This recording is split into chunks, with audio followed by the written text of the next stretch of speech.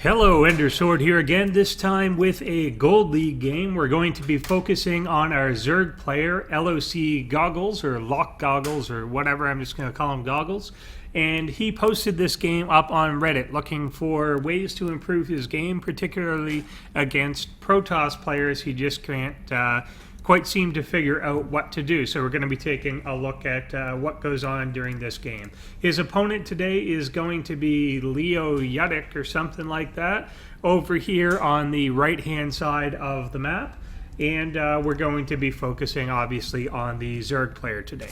So the top three things that I'm going to look at are, number one, the idea of either punishing greedy people or learning to be greedy yourself. So if someone tries to take advantage and tries to get off to an early advantage by cutting corners on what they're doing, say not defending themselves, trying to tech up too much, trying to get too much economy, and they're not defending themselves, what you can either do is try and punish that directly by actually launching an attack into that will take advantage of the fact they're not protecting themselves, or you can just decide to get greedy yourself. So sometimes as a Zerg player, you're going to see the Protoss be really greedy and just say, oh, I'm going to roach ling all in them or something like that.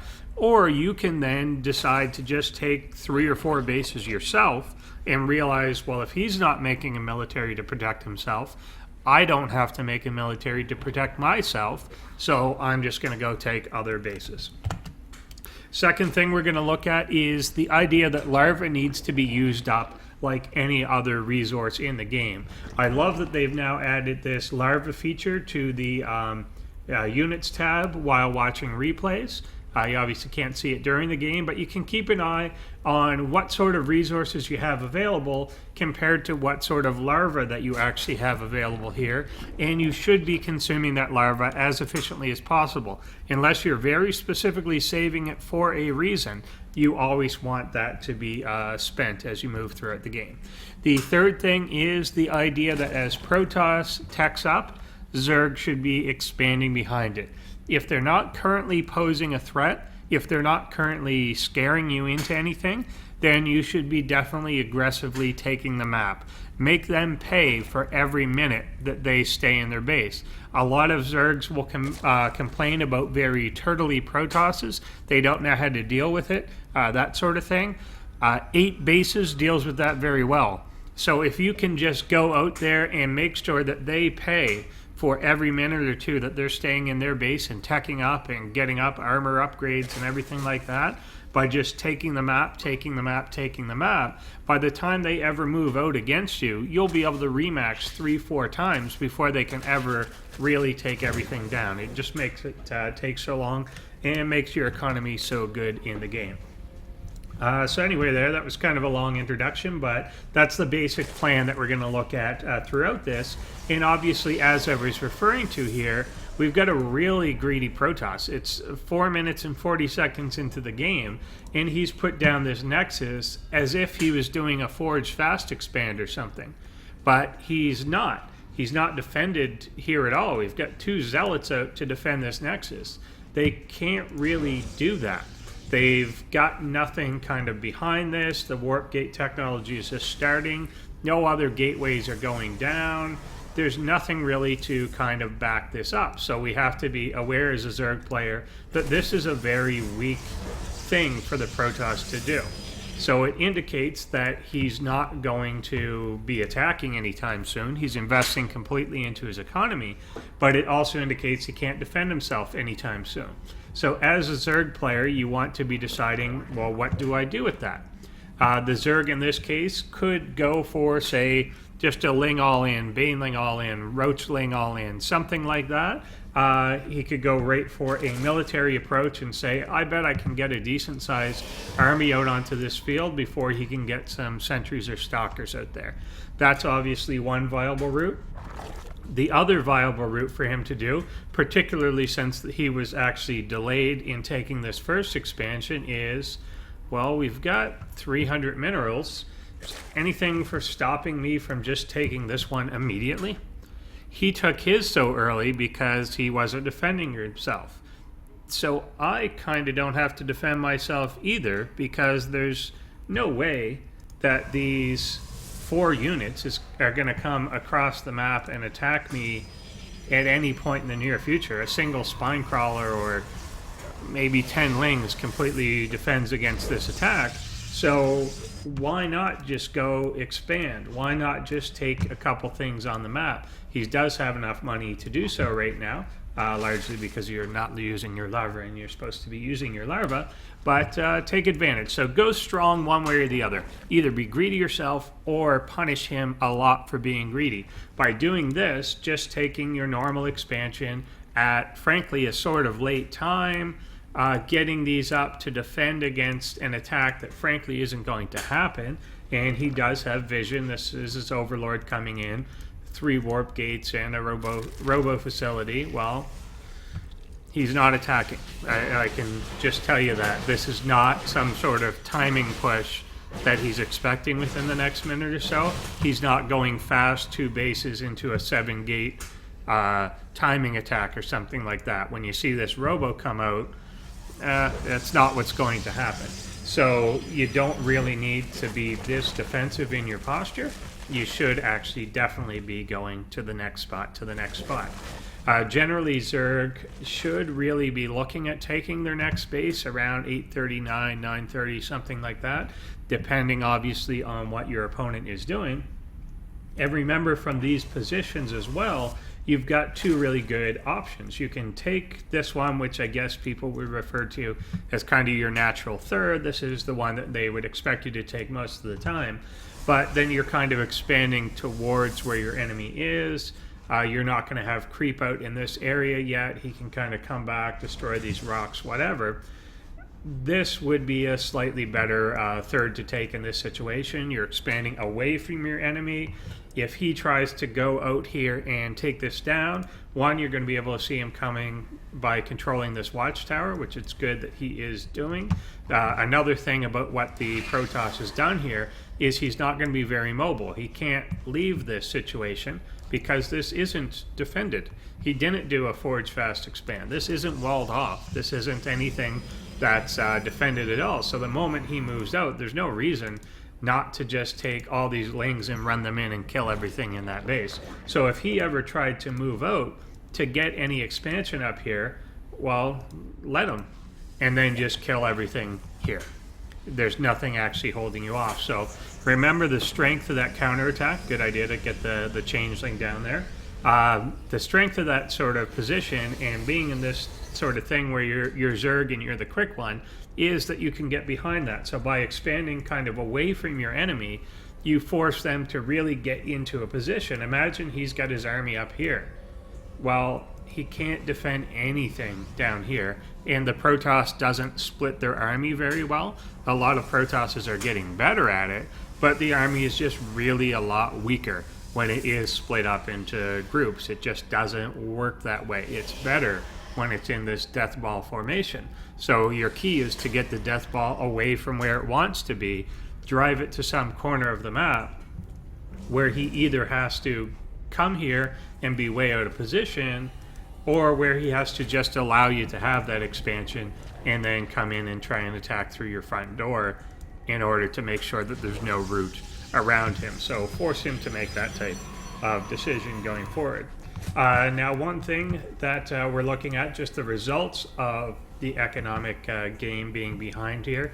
There is no third going down. It's definitely way late for that to be going down. There's really no attempt here to do any form of 2-base all-in or anything like that. It's way too late for that. This spire did come up, obviously with the idea of making, yeah, there they are, the corruptors to take down the Colossus.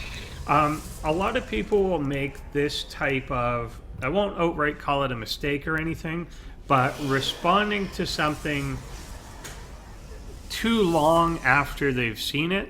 So if there's those 2 Colossi out onto the field and you see like 2 or 3 of them, and then you decide to put the spire down, and then later on you decide to get the corruptors, you're behind on that counter. You kind of want to see that this is what's coming and have them at the time that they could actually be useful.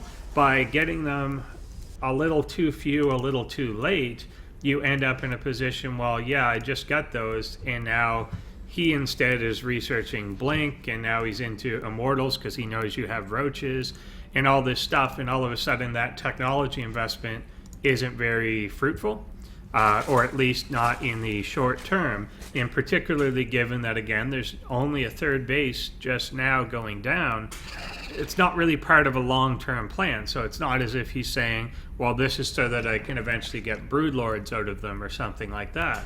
So getting these 5 or 6 corruptors or 7 out is a bit, I won't call it totally wasted, because yes, it could take down those 2 colossus, but it's a very late switch.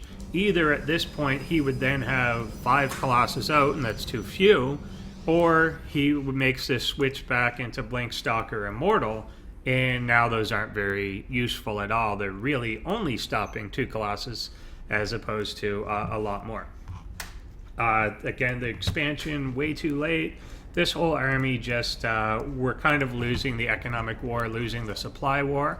Unfortunately, he's also he's really only building just enough overlords to enable the next round of production. So every time one of these goes into scout, or anytime it gets picked off on the map, we ended up getting supply blocked, and that actually happened about 5 or 6 times during the game, unfortunately. So we've got a lot of pooling up of minerals, a lot of pooling up of gas, and of course pulling up of larvae that we couldn't actually use because of being supply blocked or just not being proactive enough. Here there's plenty of room to mate, and we're even engaging, but this larva was sitting there on the ground. You want to be using that a lot quicker, as opposed to waiting until you actually back up and everything like that, and then use it again. Also, during this main engagement, which he's not going to win, we're not injecting there, we're not injecting there. Finally, a macro hatchery is going down, but look at all this money. If all of this had been pumped directly into roaches, do you think this army would be winning right now? It actually may be, because it's very much out upgrading the other. But because of all those Blink Stalkers, these Corruptors could never really get in there engaged in time to actually stop the Colossus from doing anything. Yeah, they did eventually pick them off, but it's a little late. Everything was dead by the time that happened. And these Blink Stalkers just make them paperweights in the sky. Even if they had been turned into broodlords, there's nothing really to back that up. There's no infestors out there, no other tech out there. The economy just was never really good enough. There were always more probes on the map than there were drones, and there was just nothing to keep that production high enough. And even when there could have been more production, there were just larvae waiting on the ground. There were injections not quite hitting on time. A lot of that sort of thing was lagging. We had 2 Evo chambers on the ground, but we only ended up with no armor upgrades, no melee upgrades, and only the range upgrades for the roaches. Even the air units, I guess you can't see it now with the game over, but even the air units didn't actually get any upgrades on them. Usually, at least the level 1 attacks is actually a pretty efficient upgrade to get, because it does help with all of the air units that you're going to make, and it's especially good for mutas if you do decide to make a batch of those to do harassment with, which definitely, if you've got that many larvae sitting around as well as this much money, it's often a good option to do. Yes, there were a lot of Blink Stalkers out on the map, so not always the best thing. Would have preferred to see a stronger ground army or something there, but usually that level 1 upgrades on everything are definitely well worth doing, so you do want to be getting those. But again, the result here is just the Protoss was really, really, really greedy at the beginning of the game. He basically did something that you can usually only get away with doing behind a forge and a cannon and stuff like that, and he just did it out in the open, and it was completely vulnerable for a decent period of time, where it was only protected by 2 or 3 zealots that never could have chased down speedlings. It couldn't have actually prevented the sacking of that base. So while that's happening, you've got to take it out, or you've got to go get your own. You have to be ahead of where the Protoss is. If you just leave them like that and let them benefit from being greedy without you being greedy yourself or punishing for it, well, of course, you're going to be behind a little later on in the game when his economy is just going like gangbusters, a lot better than your own. So get out there on the map a bit more, expand a bit more, use up those larvae, and whatever the last thing was, that when they're teching up is when you're expanding, and when they are expanding is when you should be attacking. Always try and catch them when they're awkward, when they're trying to cover 2 or 3 places at once and trying to get something established. That's the time to hit them. When they're sitting back at home turtling, teching with enough stuff to defend themselves, well, often you can't just push right into it because of force fields and everything like that. So instead of pushing right into it, take 2 or 3 more bases. Just take the entire map. And that's the way that you're going to find that you can deal with that. You're going to have an economy that's just absolutely out of control. And you're going to find that with that death ball pushing against the map, you're refreshing your army 2 or 3 times during that fight as they push across. And they may get 1 expansion, they may get 2, and then their army's dead. And it takes them a hell of a lot longer to rebuild the thing than it does for you, because they end up missing those immortals, missing the colossus, missing void rays in those high powered units, and they're stuck on only gateway. So try that out on a few games, and I hope that helps. Thanks for watching, guys.